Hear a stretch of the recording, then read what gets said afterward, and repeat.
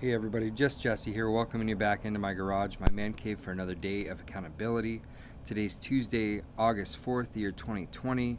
I read through Proverbs chapter 18 today, and that has to deal with influence and how leadership has changed over the years. Now, when you think of the world's strongest person in the world, you may think of things like being able to lift the Atlas stone, lifting humongous weights in, a super triumphant feat of just excitement, pulling cars, trucks, planes, anything you can imagine. But really, there aren't many muscles that are more powerful than the small one that's inside of your mouth. Proverbs 18 says, "The tongue that has the power of life and death, those who love it will eat its fruit." That being said, leaders that understand that greatly increase their influence.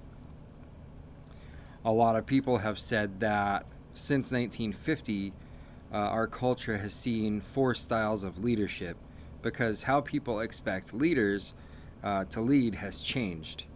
So we see first that there's the military commander. These leaders came from the military. They expected obedience. They expected it to be unquestioning. And many of our presidents actually had military backgrounds. Secondly, we see the CEO. Most leaders, their styles were driven by vision. They were shared by everybody, but it still remained a top-down type of leadership. So it trickled down from the top, meaning the top would stay powerful and they would give power, but only a small portion of it, and it only went a little bit down the ladder from them. So third, we see the coach, and a lot of our leaders are like this, and they see people as players on a team. Now, this type of leader produces some pretty good results, but it's always going to be capped by the possibility of the coach. So the growth of the coach determines how far the team will go. And then lastly, we see the poet or the gardener. Leaders need to express the heart of the team, like a poet gives words to the heart of the reader. So they want to tell people more about like the things that they're doing. They want to involve them more. They often develop people by encouragement and direction. They recognize the power of words and they use them carefully. So really, those four different styles of leadership are things that have been around for the last, 6-7 decades, and we see that over and over and over, and depending on where you go, who you look at, you're going to see those same four. And it's the military commander, the CEO, the coach, and the poet or gardener. So which leader do you want to model your style of leadership after? Do you want to be the one that demands respect, that demands people to be obedient without questioning? Do you want to be a leader like the CEO? Do you want to be the guy who has all the power but doesn't really give it away? Do you want to be the coach who has great stories of inspiration, but ultimately you cap the team out because you really are more worried about your inspirational speeches than you are growing the team?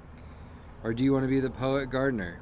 Do you want to be the one that understands that words are definitely objects of life and death, and we see that a lot today in this digital social media age? Do you want to be able to give people the correct words that will help them grow, or do you want to give them the words that will be the words that tear them down. It really comes down to what you want to be and what style of leader you want to become. So I greatly thank you guys for being with me tonight. Today is another good day of accountability. I learned a lot from Proverbs 18, and I hope you did too.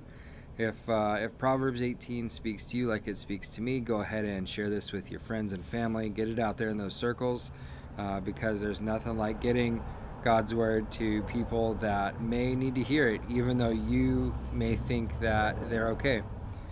So, as always, I always like to see the thumbs up if you like what I'm talking about.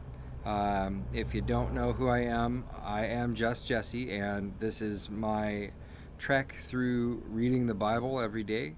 And these vlogs are just videos of me being in the Word and me wanting to be accountable, one, to you guys and to myself as well.